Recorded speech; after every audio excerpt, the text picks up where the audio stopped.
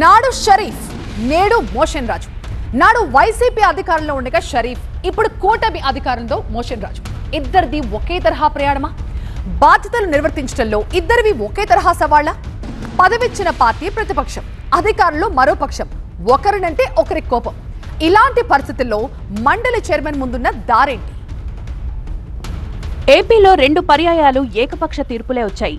2019లో 151 సీట్లతో వైసీపీ, 2024లో 164 సీట్లతో కూటమి ప్రభుత్వాన్ని ఏర్పాటు చేశాయి. అప్పటి వైసీపీకైనా ఇప్పటి ఎన్డీఏ కూటమికైనా రాష్ట్రంలో ఎదురులేదు. కానీ శాసన మండలిలో మాత్రం పరిస్థితి భిన్నం. శాసన మండలిలో మాత్రం అధికార పార్టీ ఆలోచనలు పెద్దగా పారడం లేదు. దీనికి 2 ప్రధాన కారణాలు. అందులో ఒకటి సంఖ్యాబలం కాగా, మరొక కారణం మండలి చైర్మన్. ఒకసారి తిరస్కరించిన తర్వాత దాని మీద మీరు మళ్ళీ అడగటం అనేది మంచిది కాదు. ప్రస్తుతం శాసన మండలి చైర్మన్ గా ఉన్న కొయ్యే మోషన్ రాజు వైసీపీ నుంచి శాసన మండలికి ఎన్నికయ్యారు. అయితే సభలో వైసీపీకి బలం ఉన్నా టీడీపీ కూటమి చేతిలో అధికారం ఉండడంతో పలు విషయాల్లో ఆయన తీవ్ర ఒత్తిడిని ఎదుర్కొంటున్నట్లు పొలిటికల్ సర్కిల్లో టాక్. తమ పాచికలు పారడం లేదంటూ ఇరుపక్షాలు ఆయనపై కస్సుబుస్సుమని అంటున్నాయట. ఏం జరిగింది అనేటువంటిది స్పష్టంగా తమ వాయిదా తీర్మానాలు తిరస్కరించడంతో పాటు చర్చ సందర్భంగా ఇస్తోన్న టైం, నడుచుకుంటోన్న తీరు సరిగా లేదంటూ వైసీపీ ఆరోపిస్తోందట. ఇటు అధికార పక్షం కూడా చైర్మన్ తీరుపై కొంత అసంతృప్తి కనబరుస్తోందట. దీనికి అనేక కారణాలు ఉన్నాయని కూటమి నేతలు చెప్పుకుంటున్నారు. ముఖ్యంగా 6 ఎమ్మెల్సీలు పదవులకు రాజీనామా చేయగా చైర్మన్ వాటిని ఆమోదించడం లేదు.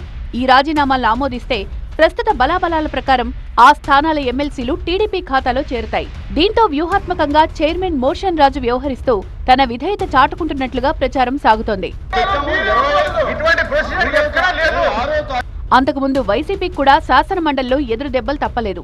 అప్పట్లో జగన్ చేసిన 3 రాజధానుల ప్రతిపాదనకు అసెంబ్లీలో సునాయాసంగా ఆమోదముద్ర పడింది. కానీ శాసన మండలిలో చిక్కులెదురయ్యాయి.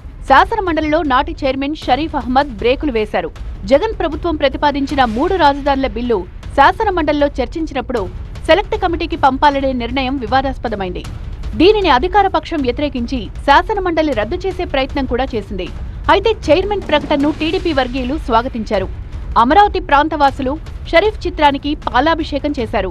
ఆ సమయంలో వైసీపీ నుంచి ఎన్ని ఒత్తిళ్లొచ్చినా లెక్క చేయకుండా ఆయన పనిచేయడం వల్ల రాజధాని వికేంద్రీకరణ నిలిచిపోయిందనే ప్రచారం కూడా ఉంది. వైసీపీ నేతలు మాత్రం షరీఫ్ తీరును నిరసిస్తూ సభలో ధర్నాలు, నిరసనలు చేశారు. షరీఫ్ తర్వాత మండలి చైర్మన్ గా వైసీపీ ఎమ్మెల్సీ కొయ్యే మోషన్ రాజును జగన్ ఎంపిక చేశారు. మన మనిషి మన మాట వింటారని వైసీపీ నేతలు భావించారు. అయితే 2024లో వైసీపీ ఘోర పరాజయం తర్వాత ఆ పార్టీ పరిస్థితి ఇప్పుడు మండలిలో దారుణంగా తయారైంది. వైసీపీ సభ్యులిచ్చిన వాయిదా తీర్మానాలను చైర్మన్ మోషన్ రాజు పదే పదే తిరస్కరిస్తున్నారు. దీంతో చైర్మన్ స్థానాన్ని వైసీపీ నేతలు పదే పదే ముట్టడిస్తున్నారు. సభలో తమకు తగినంత సమయం కూడా ఇవ్వలేదంటూ మోషన్ రాజుపై వైసీపీ సభ్యులు ఆగ్రహం వ్యక్తం చేస్తున్నారు. అటు కూటమి కూడా కొంత అసహనంతో ఉంది. లేటెస్ట్ గా జరిగిన సమావేశాల్లోనూ 2 పక్షాల నుంచి కొంత అసహనం వ్యక్తమైన సందర్భాలు ఉన్నాయి.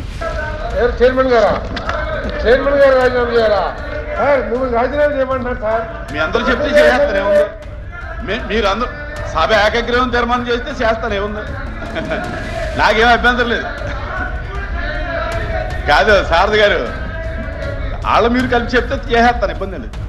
లడ్డూపై చర్చ సందర్భంగా జరిగిన సరదా సంభాషణలో కీలక వ్యాఖ్యలు చేశారు మండలి చైర్మన్ మోషన్ రాజు. మొత్తంగా అప్పుడు షరీఫ్, ఇప్పుడు మోషన్ రాజుపై సర్వత్రా చర్చ నడుస్తోంది.